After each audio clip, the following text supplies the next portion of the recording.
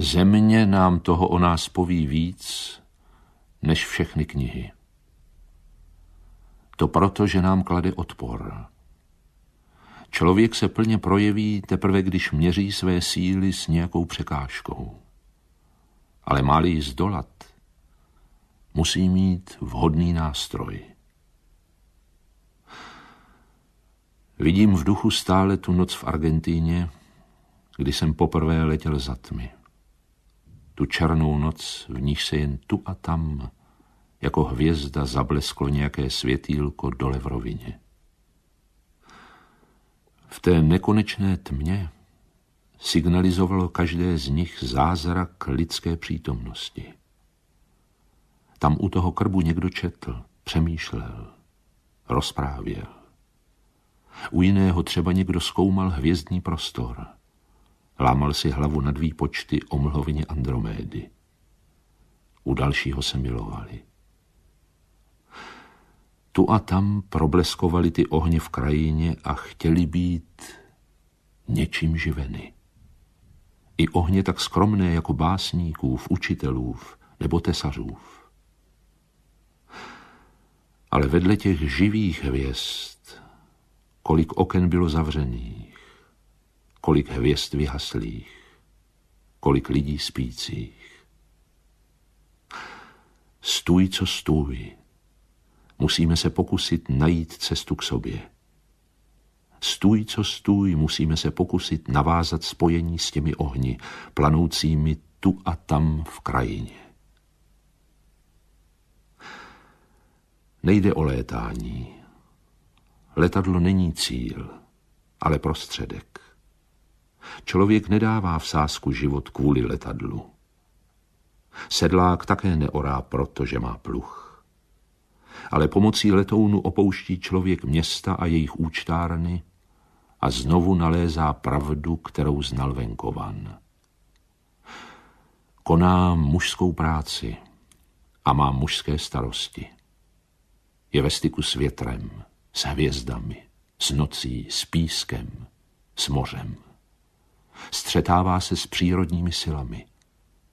Čeká na svítání jako zahradník na jaro. Vyhlíží letiště jako zaslíbenou zemi a svou pravdu hledá ve hvězdách. A nejde vůbec o to žít riskantně. To je jen domýšlivá fráze. Mně toreadoři neimponují. Ani si nelibuji v nebezpečí. Já miluji něco jiného. Miluji život. Velikost každého povolání je snad především v tom, že spojuje lidi. Existuje jediný opravdový přepich. A to lidské vztahy. Pracujeme-li pouze pro hmotný zisk, sami si stavíme své vlastní vězení. Uzavíráme se do samoty s pomyslnými penězi, jež nám neposkytnou nic, proč by stálo za to žít. Noc v letounu mezi 100 000 hvězdami. Vnitřní mír. Několik hodin svrchovanosti. To jsou věci, které za peníze nekoupíte. Ten nový pohled na svět po obtížném letu, na stromy, květiny, ženy, úsměvy zářící životem, který vám byl za svítání vrácen, ta souhra maličkostí, které jsou vám odměnou, to za peníze nekoupíte. Lidé chodí dlouho vedle sebe uzavřeni do vlastního mlčení, nebo si říkají slova, která nic nevyjadřují. Objeví se nebezpečí a tu hned podepře jeden druhého. Tu je jasné, že všichni patří k témuž společenství. Každý jakoby vyrostl, když se zblíží s tím, kdo stojí vedle. Se šťastným úsměvem hledí jeden na druhého. Člověk, podoben propuštěnému vězni, dívá se pln úžasu na nesmírnost moře. Být člověkem znamená být odpovědný. Znamená to hanbit se nad nezaviněnou bídou. Znamená to být hrdý na vítězství, kterého dosáhli kamarádi. Znamená to cítit, že přiložíme-li svůj kamínek k ostatním, pomáháme stavět svět. A takové muže zaměňují s toreadory nebo s hráči. Vychvalují je, protože prý pohrdají smrtí. Ale podobné pohrdání je mi k smíchu. Když netkví svými kořeny v odpovědnosti, kterou jsme na sebe vzali, je pouze výrazem ubohosti nebo nezralého mládí. Viděl jsem jednou mladého sebevraha. Nevím už, jaká nešťastná láska ho dohnala k tomu, že si velmi čistě vpálil kulku do srdce. Nevím, jaké literátské pokušení ho svedlo k tomu, že si navlékl bílé rukavice. Ale vím, že jsem před tou žalostnou okázalostí neměl pocit vznešenosti, ale ubohosti. Pod tou půvabnou tváří, uvnitř té mužské lebky nebylo nic, docela nic. Leda snad obraz nějakého tuctového děvčete. Nad tím ubohoučkým osudem jsem si vzpomněl na smrt opravdového muže. Byl to zahradník. Víte, někdy jsem se pořádně zapotil, když jsem ryl, řekl mi. Revma mě píchalo v noze a já tu otročinu proklínal. Ale dnes bych chtěl rýt. Rýt zemi. Rýt je přece tak krásné. Člověk je tak svobodný, když ryje. A pak, kdo teď prostříhá stromy? Po něm zůstala země ležet ladem. Planeta po něm zůstala úhorem. Byl láskou spoután se všemi zeměmi a se všemi stromy na zemi. On byl velkodušný, štědrý člověk. On byl skutečně velmož. On byl člověk odvážný, protože stejně jako Guillaume ve jménu všeho tvořivého zápasil se smrtí. Nejsme schopni vytušit, co je podstatné.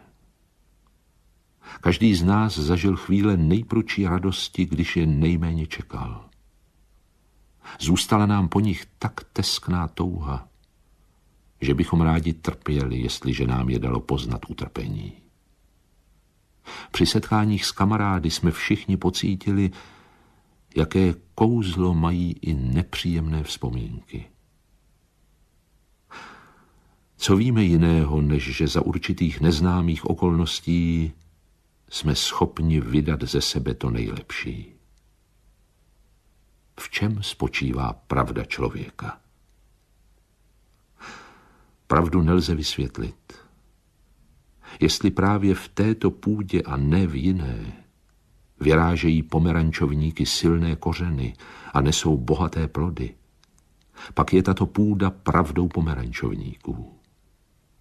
Jestliže toto náboženství, tato kultura, tato stupnice hodnot, tato forma činnosti a nikoli jiná posilují v člověku pocit naplnění, jestliže ho podněcují k velkodušnosti, jakou v sobě ani netušil, je to proto, že tato stupnice hodnot, tato kultura, tato forma činnosti jsou pravdou člověka.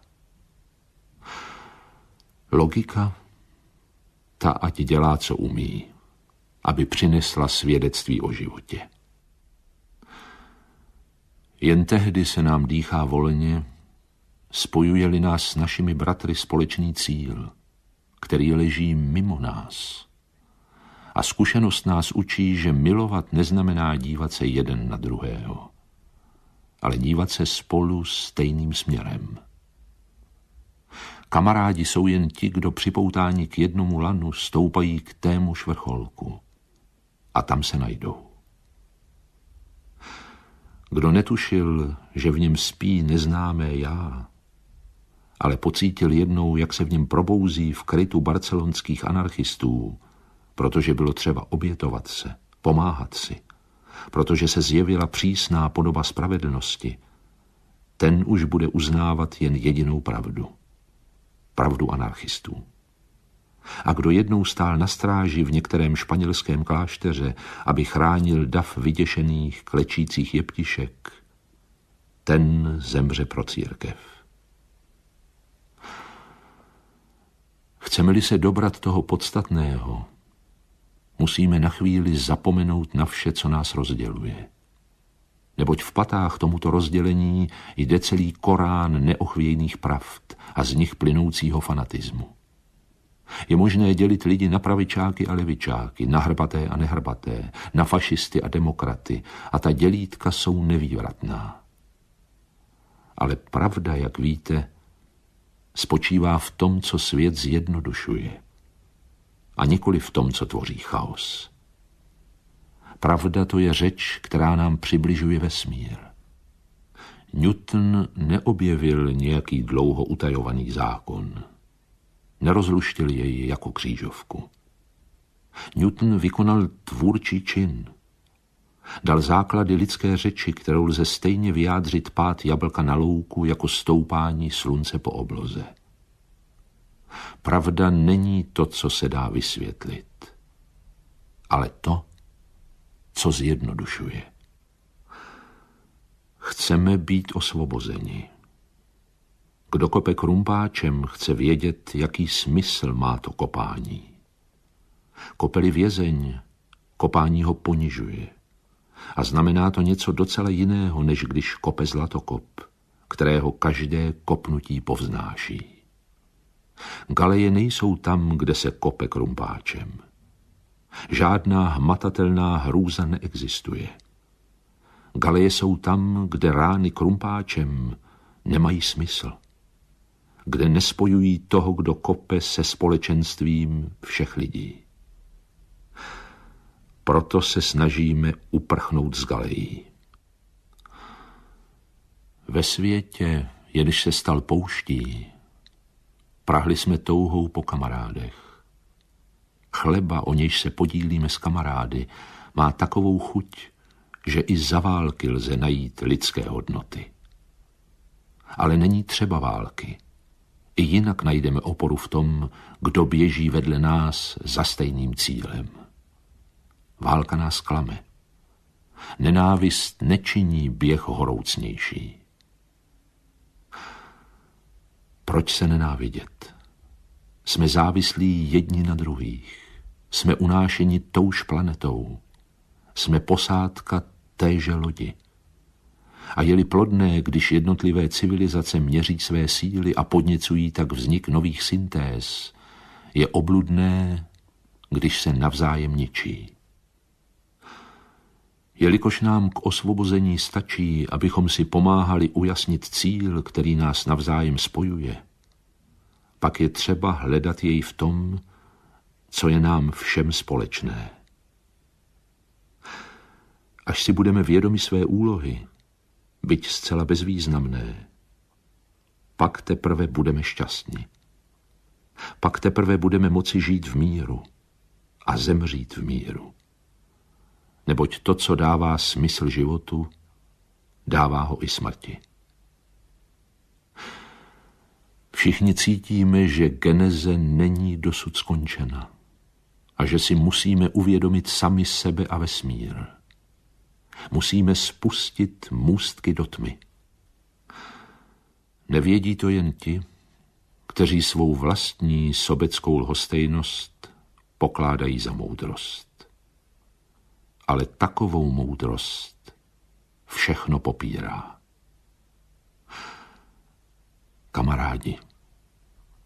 Kamarádi moji, beru vás za svědky. Kdy jsme se cítili šťastní?